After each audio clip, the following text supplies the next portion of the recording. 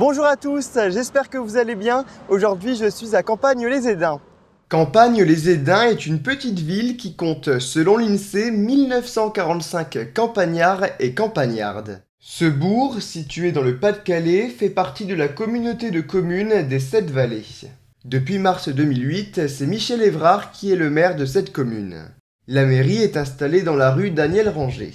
Non loin de là, dans la même rue, prend place l'église Saint-Martin. Cet édifice date de 1872 et a été conçu selon les plans de l'architecte édinois Clovis Normand. L'église comporte 3 nefs et est entourée d'un cimetière de la paroisse Notre-Dame des Campagnes.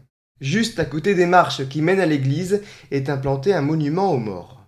Et en face, sur la place, on découvre le buste du docteur Victor Morel. Il s'agissait d'un médecin né en 1869. C'était également un homme politique. Il a été maire de Campagne-les-Édins et député de 1903 à 1927, l'année de sa mort. Un peu plus loin se trouve un château. Cependant, il est privé et n'est pas ouvert au public. Pas très loin de là se niche une sorte d'oratoire avec un calvaire à l'entrée et une chapelle à ciel ouvert bien dissimulée. Ensuite, en allant direction Édins, à côté du blason, est installé un monument en hommage aux enfants du canton de Campagne-les-Édins qui sont morts pour la France. Près de là réside la maison des associations. Elle est ouverte depuis fin 2014.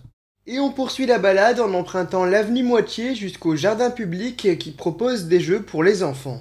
On y trouve des toboggans ou encore des balançoires. Dans ce parc, il y a aussi de nombreux arbres et une table de pique-nique. Et près du parc, plusieurs équipements sportifs sont accessibles aux habitants. Une table de ping-pong, 2 terrains de tennis ou encore un plateau multisport. Et pas très loin, il y a un stade de foot. Sur l'aspect culturel, Campagne-les-Édins est doté d'une bibliothèque et devant est installée une boîte à livres. Si vous aimez faire des balades à vélo, plusieurs circuits passent par la commune ou aux alentours. Vous pouvez par exemple tenter celui d'une distance de 32 km qui vous fera découvrir la vallée de l'Authie. Vous y verrez une abbaye ou encore un moulin. Merci beaucoup d'avoir regardé cette vidéo. Au revoir.